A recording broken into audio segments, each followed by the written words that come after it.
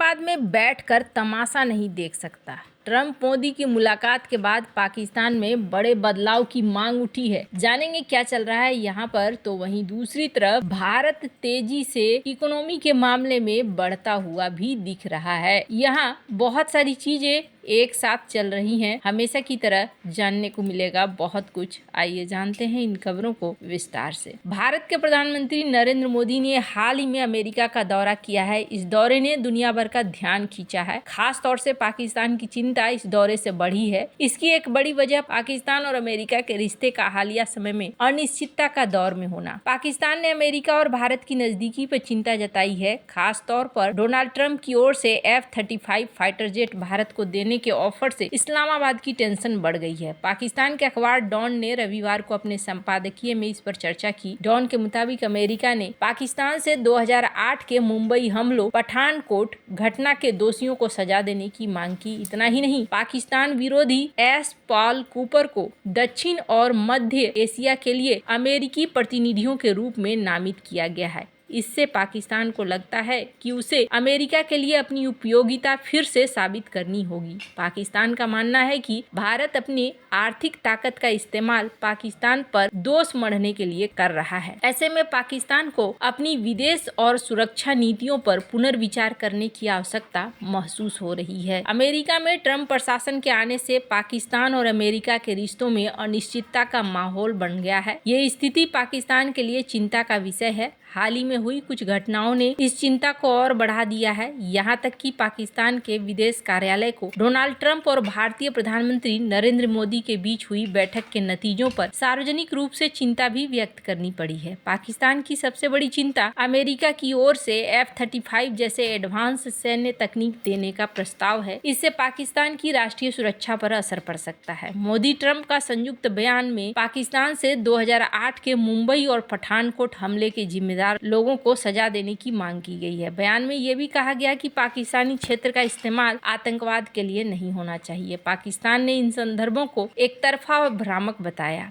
Don कहता है कि हालिया घटनाक्रमों के बाद पाकिस्तान को एक बार फिर अमेरिकी नीति निर्माताओं के लिए अपनी उपयोगिता साबित करने के लिए मजबूर होना पड़ रहा है। ऐसा इसलिए क्योंकि भारत अपनी आर्थिक ताकत का इस्तेमाल वैश्विक आतंक नेटवर्क में अपनी संलिप्तता की जवाबदेही से बचने के लिए कर रहा है। ऐसे में पाकिस्तान को भारत के इस खेल को चुपचाप नहीं देखना चाहिए। इसे अपनी साख स्थापित करने के लिए ज्यादा सक्रिय दृष्टिकोण अपनाना चाहिए। डॉन के संपादकीय में कहा गया कि वैश्विक आतंकवाद के खिलाफ लड़ाई में पाकिस्तान के लंबे योगदान और अमेरिका के साथ उसके निरंतर आतंकवाद विरोधी सहयोग के बावजूद भी उसे सराहना नहीं मिली है। ऐसे में ये बहुत स्पष्ट है कि पाकिस्तान को अपनी विदेश और सुरक्षा नीतियों पर पुनर्विचार करने की जरूरत है। खैर, जहां एक तरफ ये परेशान है तो वहीं दूसरी तरफ देखने को मिल रहा है कि इजराइल को लेकर झटका दिया गया है। इजिप्ट में भी अब J-10C पहुंच गया है। ये वही J-10C है जिसको कभी चाइना और इजराइल ने मिलकर बनाना था। प्रोजेक्ट लावी ये एक इन दोनों का खास प्रोजेक्ट था जो अधूरा रह गया था, जिसे चीन ने बाद में पूरा किया और अब ये J-10C के नाम पर आया है और इजिप्ट पहुंचा है P-15 मिसाइलों से लैस होकर। अब इसे सोचिए कि खुद इजराइल का ही ये फाइटर जेट इस तरीके से पहुंचा है। हालांकि इजराइल के लिए ये कोई बहुत बड़ी बात नहीं है, पर हाँ ये जरूर दिख रहा है कि किस तरीके से एक समय की गई गलती आपको भारी पड़ सकती है। बिना सोचे समझे की गई गलती का असर इस तरीके से पड़ता है। खैर, जहां एक तरफ ये सब कुछ चल रहा है वहीं प्रधानमंत्री नरेंद्र मोदी का कहना है कि अगले कुछ साल में भारत दुनिया की तीसरी बड़ी इकोनॉमी बन जाएगा, लेकिन इसके लिए भारत को शायद ज्यादा इंतजार नहीं करना पड़ेगा। इसकी वजह यह है कि जर्मनी की इकोनॉमी के इस साल भी निगेटिव ग्रोथ रहने की आशंका है। German chamber of commerce and industry का मानना है कि इस साल देश की इकोनॉमी में 0.5% की गिरावट आ सकती है। इससे पहले साल 2023 में देश की इकोनॉमी 0.3%, साल 2024 में 0.2% की गिरावट आई थी। जर्मनी यूरोप की सबसे बड़ी इकोनॉमी होने के साथ साथ दुनिया की तीसरी बड़ी इकोनॉमी है। भारत $4.27 ट्रिलियन के साथ अभी दुनिया की 5वीं बड़ी इकोनॉमी है। उससे आगे America 30 trillion dollar, China 19 trillion dollar, Germany 4 trillion dollar और जापान 4 ट्रिलियन डॉलर है। जापान की इकोनॉमी साल 1.1% के रफ्तार से बढ़ने की उम्मीद है। भारत की इकोनॉमी की रफ्तार 6.5% रह सकती है। यानी इसी साल जापान और जर्मनी को पछाड़कर भारत दुनिया की तीसरी बड़ी इकोनॉमी बन सकता है। IMF के मुताबिक साल 2029 तक भारत दुनिया की तीसरी बड़ी इकोनॉमी बन जाएगा। भारत का GDP का साइज 6 ट्रिलियन डॉलर होगा। जर्मनी 5 ट्रिलियन डॉलर के साथ चौथे और जापान 4 ट्रिलियन डॉलर के साथ 5वें नंबर पर होगा। लेकिन जिस तरह से जर्मनी की इकोनॉमी में गिरावट आ रही है और जापान की इकोनॉमी में सुस्ती छा रही है, इसका असर यहाँ देखने को मिल रहा है कि भारत को बहुत ज्यादा इंतजार नहीं करना पड़ेगा। हालांकि जर्मनी इस वक्त कई रीजन से फंसा हुआ भी दिख रहा है। जर्मनी के साथ एक नहीं और भी कई सारी